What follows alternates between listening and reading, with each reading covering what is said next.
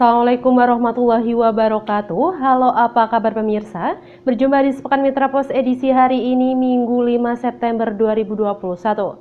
Kami akan menyajikan berita seputar Karisiden, Pati, dan Semarang dalam sepekan ini. Bersama saya Atik Zuliati, inilah Sepekan Mitra Pos selengkapnya.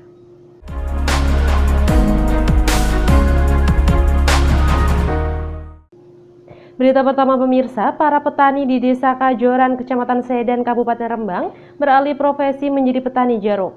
Pasalnya, debu yang ditimbulkan oleh truk pengangkut pasir menyebabkan tanaman cabai dan jagung rusak hingga mengakibatkan gagal panen.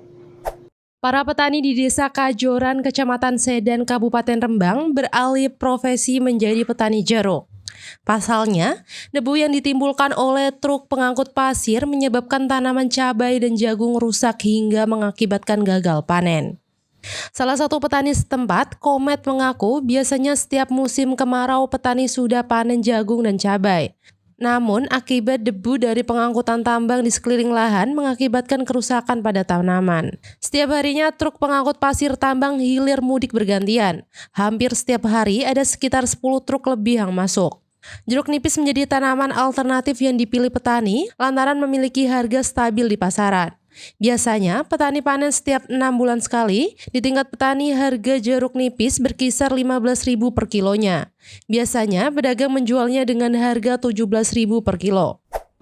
Sebuah kapal nelayan yang tengah bersandar di dok kapal Desa Bendar, Kecamatan Juwana, mengalami kebakaran yang hebat. Hal ini membuat pemilik kapal mengalami kerugian mencapai 1 miliar rupiah. Sebuah kapal nelayan yang tengah bersandar di dok kapal Desa Bendar, Kecamatan Juwana, mengalami kebakaran yang hebat. Hal ini membuat pemilik kapal mengalami kerugian mencapai 1 miliar rupiah. Kepala Satuan Polisi Pamong Praja Kabupaten Pati, Sugiono, memaparkan kejadian itu terjadi pada Senin 30 Agustus 2021 malam. Pada pukul 19.00, pemilik kapal Zainuri mengaku belum terjadi kebakaran. Setelah itu, lanjut Sugiono, beberapa saksi kejadian memberitahukan kejadian tersebut ke pihak pemerintah Desa Bendar untuk menelpon damkar. Kemudian, pihak Pemdes pun memberitahukan ke Polsek Juwana dan Satpol Airut Polres Pati guna menindaklanjuti kejadian kebakaran itu. Akibat peristiwa tersebut, pemilik kapal pun mengalami kerugian mencapai 1 miliar rupiah. Mengenai penyebab kebakaran, Sugiono belum bisa menjelaskan secara pasti. Pihak berwajib masih menyelidiki penyebab kebakaran ini. Kabupaten Pati mempunyai masalah yang selalu muncul bila menjelang dan tiba musim tanam. Permasalahan itu adalah langkanya pupuk bersubsidi. Kabupaten Pati mempunyai masalah yang selalu muncul bila menjelang dan tiba musim tanam. Permasalahan itu adalah langkanya pupuk subsidi. Anggota Dewan Perwakilan Rakyat Kabupaten Pati, M. Soekarno, mengungkapkan kelangkaan pupuk ini lantaran adanya oknum yang bermain dan menjual dengan harga non-subsidi. Beberapa oknum yang tidak mempunyai lahan garapan masih meminta pupuk bersubsidi. Mereka mempunyai kartu tani padahal tidak menjalani lahan pertanian. Ia pun berharap kepada Dispertan Kabupaten Pati untuk memperbaiki data ini dan segera menyelesaikan permasalahan tersebut. Ia memberikan waktu singkat kepada Dispertan Kabupaten Pati untuk segera mengakhiri masalah yang sudah menjadi musiman ini.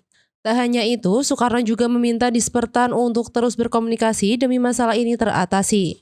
Ia tak mau petani Pati menjadi korban dengan adanya masalah yang berlarut-larut. Dari Pati, Umar Hanafi, Mitra Pos, melaporkan. Berita selanjutnya pemirsa, Bupati Pati Haryanto mengeklaim kasus COVID-19 di Kabupaten Pati mengalami penurunan yang sangat tajam. Saat ini hanya ada beberapa pasien COVID-19 yang tengah dirawat di berbagai rumah sakit di Kabupaten Pati. Bupati Pati Haryanto mengklaim kasus COVID-19 di Kabupaten Pati mengalami penurunan yang sangat tajam. Hanya ada beberapa pasien COVID-19 yang tengah dirawat di berbagai rumah sakit di Kabupaten Pati. Bahkan pasien COVID-19 di RSUD RAA Suwondo tidak ada alias zero COVID-19.